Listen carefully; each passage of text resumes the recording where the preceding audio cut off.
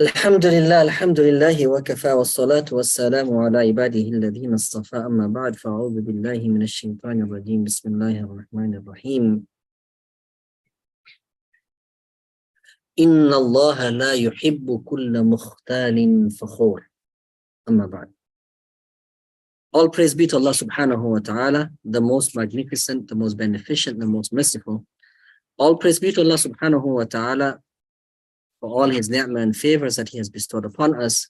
All praise be to Allah subhanahu wa ta'ala for giving us the divine guidance, the tawfiq, and the life to be present in this gathering today. I think we completed the topic on the previous discussion, right? I can't remember what the last thing was, but today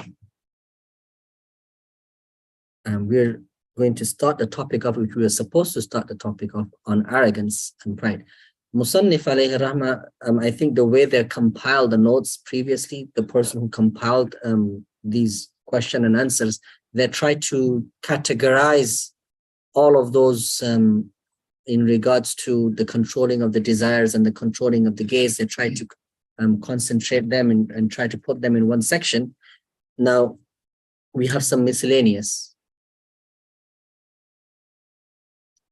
Because the student says to the teacher that I wrote to you a while ago, in which I presented to you my state, in which you said that whatever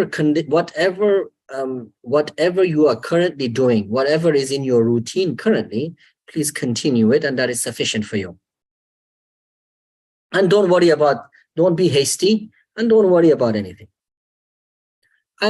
As you have prescribed, I am continuing, and it's been benefiting me greatly. But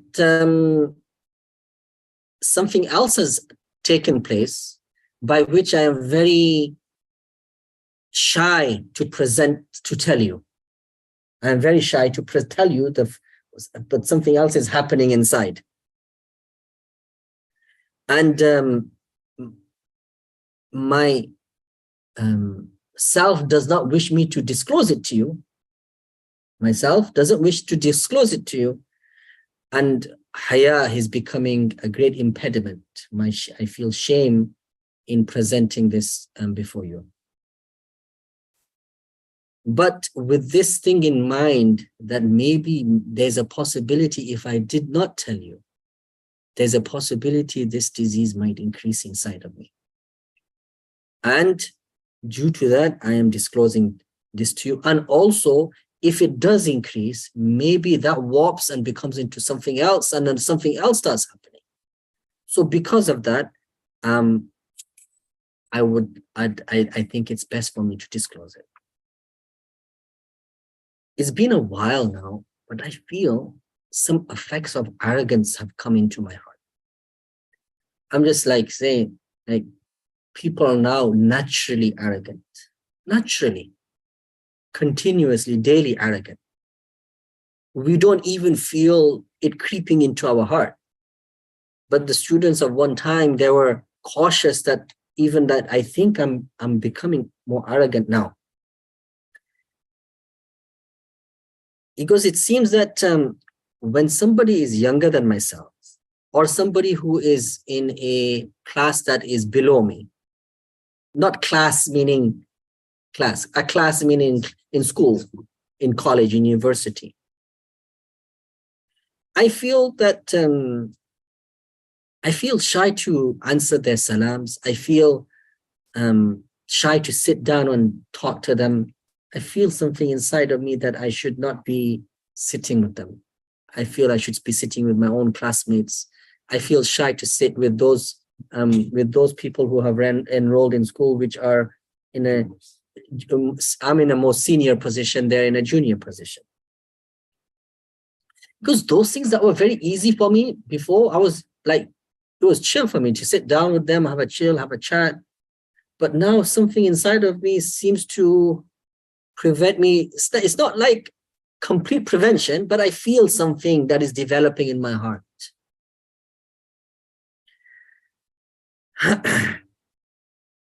I feel shy.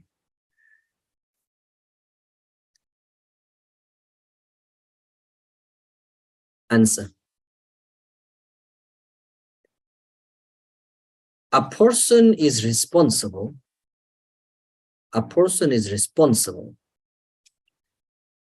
that he doesn't act upon the impulses that come into his heart. The impulses that come into the heart, that he shouldn't act upon them. But because for this to happen, those impulses suddenly disappear from your heart, because that takes huge effort. That takes a lot of effort. It's not impossible. But we are responsible not to act upon the things that come into our heart. That's our responsibility. To get rid of them, that's a huge, that's a huge mission that a person has to undertake. So he goes, and this is what you have been commanded to do, that not to act upon the impulses. You are not commanded to remove them. Right? Because, and in your present condition, whilst you are studying, and you don't have the time to study, and also be worried about these impulses not to come into your heart. You don't have time to do so much mujahada on yourself, so much effort on yourself, that they are completely suppressed. That's why whatever we have asked you to do, continue doing. And whatever routine we have set you upon, continue doing that. That is going to be sufficient for you. But whilst you are doing that, just have this aqidah. What does aqidah mean? Belief that I am the lowest of the low. I am the lowest of all. Have that in your forefront in your thoughts. And also keep in mind your own sins and your own faults. Keep in mind your own sins and your own faults.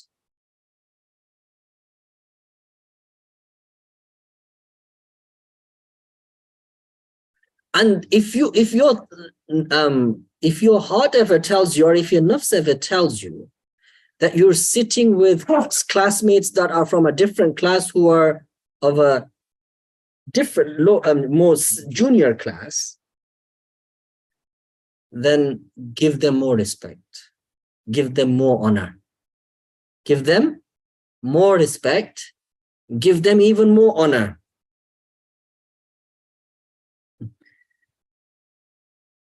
It's like everything that the nafs doesn't want to do, the teacher is saying you need to do that.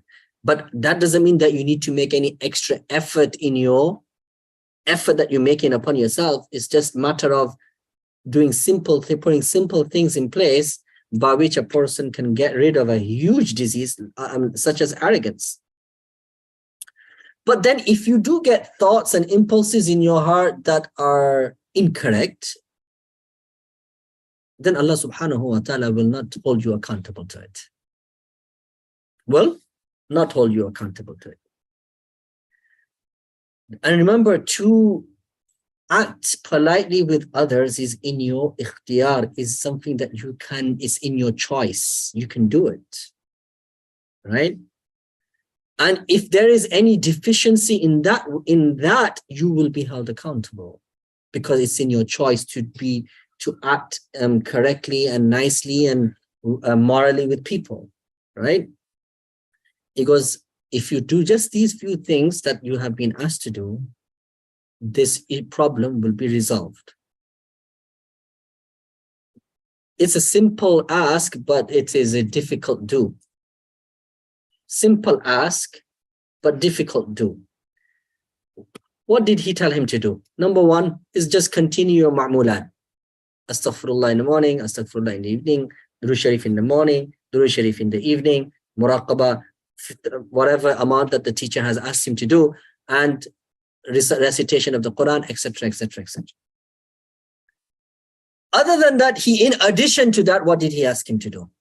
Number one, let's go. Humble yourself. Humble yourself. Did you say that? No, you Okay. didn't say the but. Okay. I'm just looking at the words. Okay. What else did he ask him? But I can add that on. Okay. What else did he ask him to do? Think of yourself to be the lowest. Okay. Think of yourself to be low. What else? Do the opposite of what you're not. In this, like, sit with the. Oh, sit with. So your nafs doesn't want to sit with the juniors. Go sit with them. Okay. What else? Remind yourself of your faults and your sins. Okay. What else? Allah, you thought I was just doing that? I'm not going to ask you. I need you alert. And what if the impulses come in his heart which out of his choice? What then? What should he do? But then he's not really, Allah's not going to hold him accountable for it, right? What is Allah going to hold him accountable for?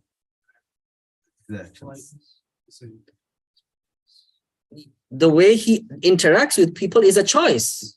If you interact, if you're harsh, if you like, what's the word I'm looking for? Harsh, rude. Continue. Impolite. You look down. You are impolite to people. Usually, that sometimes you are looking down on them, right? Right. Okay. Sometimes, right? It depends what you're impolite for. All right. Okay. Because if the teacher is harsh to his student, it's a different story. It's a different story. Just FYI. Khair. And what else? What did you just say? I was saying, being arrogant people. Do not deal arrogantly with people. So Allah is not going to hold you. Allah holds you accountable for those things that are in your choice. Is it in your choice to be kind, Mister? Yes. It is. Is it in your choice to smile? Yes. Is it in your choice to smile at me? Why don't you smile then? You're just saying that like. All right. Is it in your choice to smile at home? Then why don't you? No. I have to ask your wife. Call home and ask home. Call home and ask that how much you smile at home. You never get the good answer. That's why you don't get me to call. Look, you can't be like so like that all the time. You just have to you have to allow others to communicate with you too, right? Who's truth? Put your hand on your heart, right? Who can be better at home? Who can be better at home? Who can do better than what they're currently doing? Who can do better? All right. So that means that there is some room for improvement, yes. Right? Always. Okay. So doesn't your wife tell you that you should go to Tuesdays more because every time you come back, you're relaxed, you're cool, you're calm? No? She listens too? Oh, mashallah. Khair. That's why she like. All right. Look, guys. Let me just like take a few steps back. Let me just focus on something. The average guy that you meet in the street. Hey, what's up, man? Do you do that? The truth. No. Do you meet him with that face? Yes or no? But he's a stranger, man. You have no benefit from him at all, but you still smile at the guy. Yes or no? Yes. But now, your parents, your father, your mother, your siblings, your spouse, your children, you deal with them, interact with them all the time, right? But because of your interactions with them, you know so much. And like you're frustrated about so many 50 things, you forget, not that you do this on purpose. You don't do it. You're distracted like, man, they did this, and they forgot to pay the bill on time. They forgot to do this. Like, look at all the mess on the floor. And like because they're around you, they interact with you all the time, the frustration levels on many, many different things wipe away that smile from your face. Isn't that true? Or am I just making excuses for you? Am I just making embellishing like nice excuses for you? The nature, human nature. Okay, so that means that where there is more interaction with people, there is high probability of the smile diminishing. Yes or no? Yes? Yes. Now your nafs. What is your nafs? Where is your nafs in all of this? With a stranger, he's smiling. With those people that then he knows, and there's so many other things connected with those people, your nafs has taken away that smile from your face. What's the nafs? Where is this? What's it doing here? Now talk to me. Who's going to go on first with the answer? People at home can give me the answers too.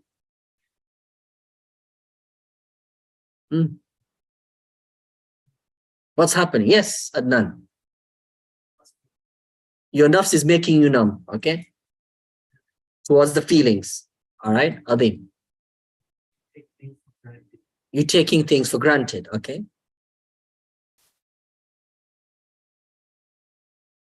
Nafs is trying to protect you, but it's in a bad way. Nafs is trying to protect you in a bad way. Because I gotta write this one down. family is like always pushing on you, like to provide stuff. Sometimes you want your space, so like your nafs is trying to react.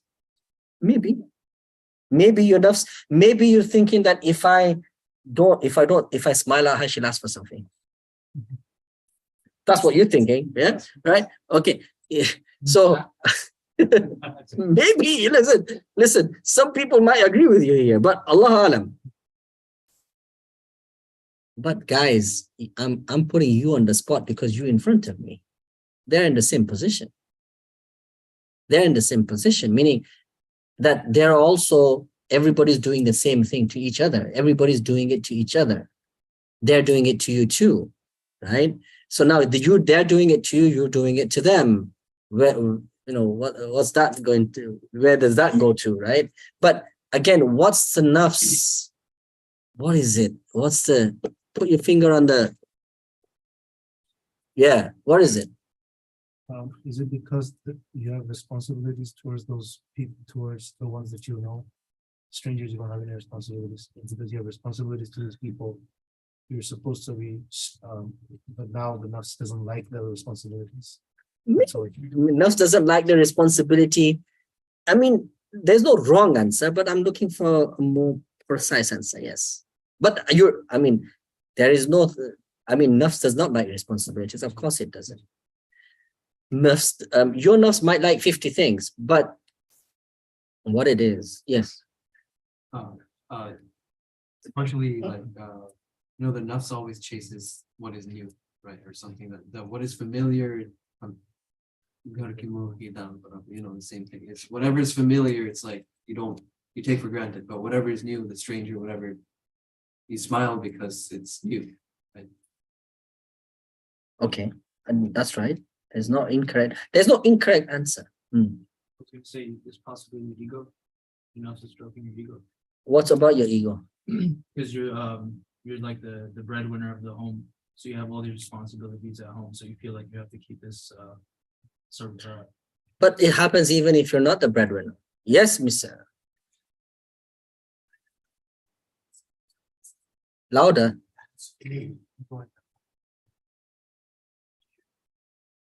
Meet someone new, so you want them to perceive you in a certain way. You want them to like you and think about the behind it. But truthfully, does your nafs not want your family? I'm asking you truthfully. Deep down in your heart, don't you want your family to like you? You do, right? Trust me. Men, do you want your family to like you? You do, right? So you do want your family to like you, but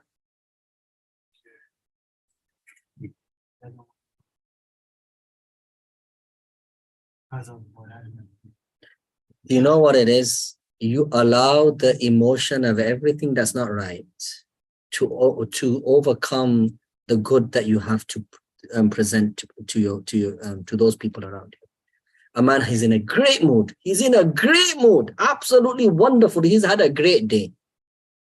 Right? He comes home, the door's open, unlocked. The thief could have come in, man. Right? He looks in his mailbox, is full. Nobody even bothered entering, taking out the, bringing in the mail, right? He left the trash can outside. The whole day it's still outside.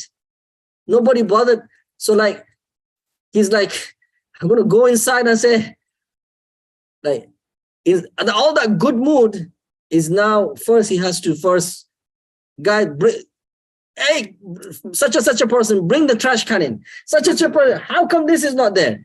Like, you walk in, there's a whole mess on the floor, right? How come there's a mess on the floor? Like, this is day-to-day life, right? We allow the day-to-day life overcome us so much that the goodness that we have to offer, it doesn't even come out, because after that, nobody wants to be around you anyway. Right? So one person runs that direction, one person runs in that direction, one kid runs in that direction.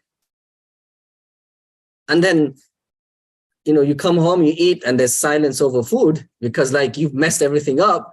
Now your nafs is like saying, man, it's so like shit. Like, you're getting more furious, right? More furious, right? So there's silence over food, right? So you eat your food in silence, right? But you can't, and your little, the little boy inside of you is dying for attention, right? Is dying for the attention of like your child or your son or your daughter, like, and you're dying for your wife's attention, but you just can't verbalize it because you've messed everything up as soon as you went into the home. Because the moment you verbalize it, they're going to say, what? This is, if you like, this is not the, how come now? You couldn't, all that happiness you couldn't show when you came into the house, right?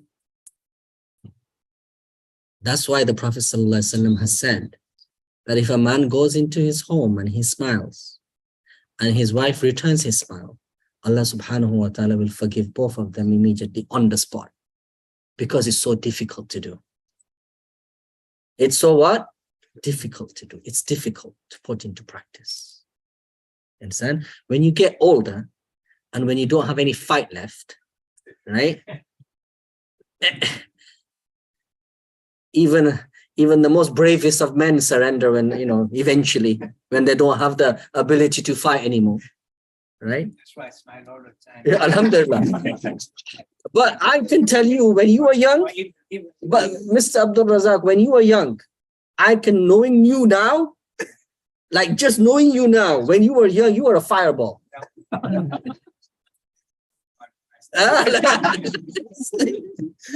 Even though I smile when I enter the house, sometimes my wife asks me what are you smiling.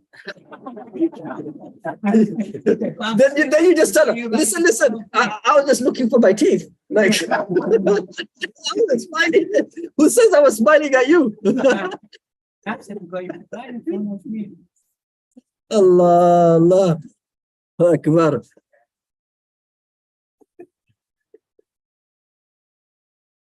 Nafs enjoys strangers over one's family as there's no accountability. It enjoys those small happy moments with strangers. Family do not reciprocate to your feelings or emotions. True. There's no wrong answer. There's no wrong answer. But really, you have to learn that you can't get triggered by everything. You have to learn to pick your battles. You see, like, pick your battles wisely, because everything, if you make everything, like, look, if I start taking whilst you're reading, if I take 100 mistakes out, it will completely put you in a state of despair. I only take the major ones out. You understand? And we'll worry about the small ones later. You understand? So, you gotta step back. You gotta step back a bit. You gotta step back a bit and really gotta understand as to, am I just blowing hot air? And that hot air blowing is of no use. Eventually, I'm going to spoil the whole evening. And you don't want to do that, right? You understand? How are you going to control yourself?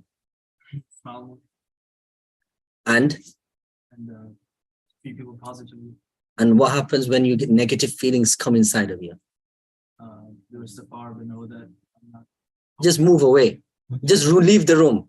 Go to your room. Move out of the area, because a person's at this moment in the initial stages, you're just not strong enough to do all that stuff. Astaghfirullah. Astaghfirullah. You'll be like getting angry and saying astaghfirullah. You probably break your tasbih whilst you're doing astaghfirullah, and you get even more frustrated. And that negative impact from other side. Khair. This was a miscellaneous answer, but we've answered it, alhamdulillah.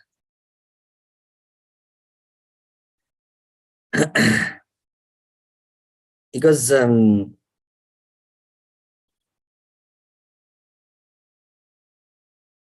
next question, we only did one. We spent the whole on one question. Then we're gonna do some muraqabah now, because some of you come from far, and inshallah, let's do muraqabah, sitting muraqabah. Everybody who's he's sitting here knows what muraqabah is. Alhamdulillah, let's go. Focus your mind to your heart to Allah subhanahu wa ta'ala. And allow your frustrations to leave your body and your heart.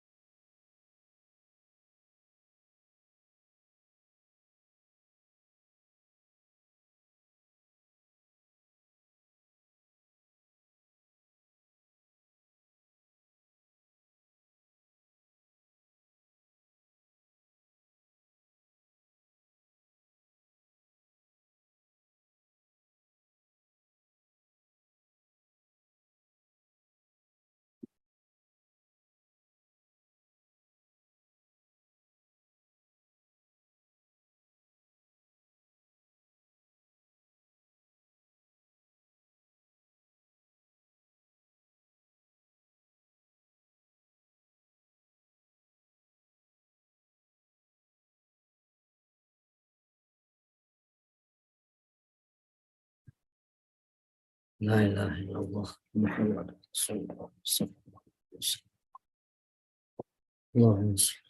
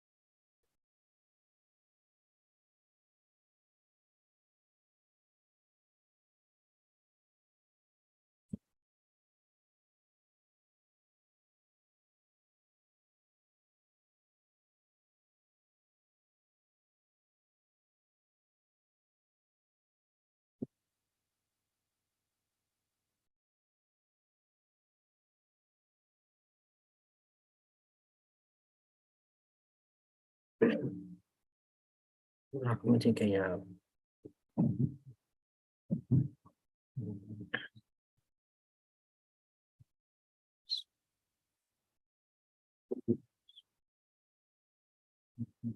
السلام عليكم.